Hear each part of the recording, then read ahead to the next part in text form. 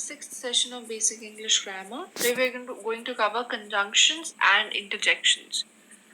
So basically, conjunctions, as simple as that, they are used to link your words, phrases, and clauses. For example, I eat the pizza and the pasta. So now you know that pizza and pasta, both things were eaten by you. So conjunction and joins pizza and pasta. Or call the movers when you are ready. So you're ready is one independent sentence. Call the movers is one independent sentence. But when you say call the movers when you are ready means you are telling the condition that when you are okay, then you call the movers. Okay. Now we have coordinating conjunctions. What are coordinating conjunctions? You use a coordinating conjunction, that is and, but, or, nor, for, yet, to join individual words or phrases and independent clauses that are grammatically equal. So what we are talking about coordinating conjunction is something like this. Like, call the mover is also an independent sentence. You are ready is also an independent sentence. But when is joining both of them, right? So similarly, like you have lilacs and violets are usually purple. Okay, so you have lilacs, you have violets, and will be joining with the coordinating conjunction, joining two nouns. Then the movie is particularly interesting to film theorists because the screenplay was written by Mae West. So now you see, because is actually joining two independent clauses, right?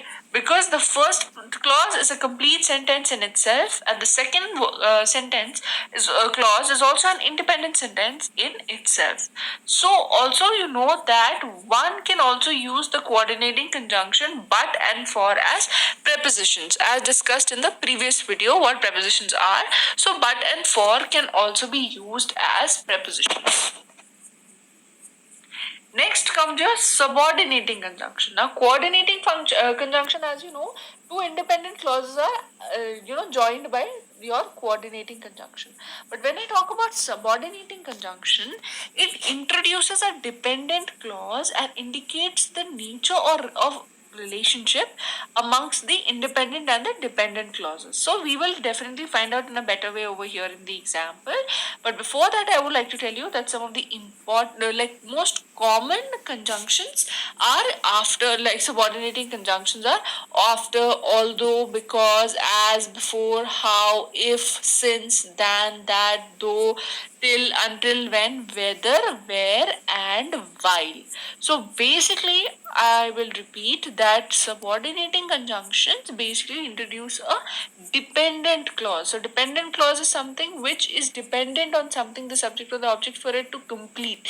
It is not a full sentence in itself, and it tells you the relationship of it with your independent clauses. Like you see, after she had learned to drive, Alice felt more independent.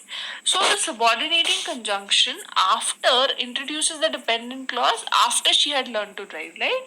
Alice felt more independent is an independent clause, and after she had learned to drive is basically an dependent clause. Like putting after, it becomes a dependent clause. That after she had learned to drive is not a complete sentence, right? She had learned to drive is, but after she had learned to drive is not, right? So that becomes your entire sentence. Now you know what the subordinating conjunction is. Now, if the paperwork arrives on time, your check will be mailed by Tuesday. Now you know that the paperwork arrives on time is an independent sentence. Your check will be mailed. Your check will be mailed is also an independent sentence. But the moment I put if here, this becomes dependent. Like if it works, if it arrives on time, then what will happen? Then your check will be mailed by Tuesday. So this becomes a complete sentence. This is a subordinating conjunction. Next comes an interjection. Now, interjection is a very long, big, and fancy word, but it means nothing except short exclamations that you use, such as oh, ah, whatever you use. So there are no real grammatical value of this, but you would use it in speaking, right? In writing, I don't think you use interjection. For speaking, you would use it. When the interjections are inserted into a sentence, they have no grammatical connection to the sentence. So an interjection is followed by an exclamation mark. right? For example, you have alas, oh, ouch, oh no, like you've seen that, right?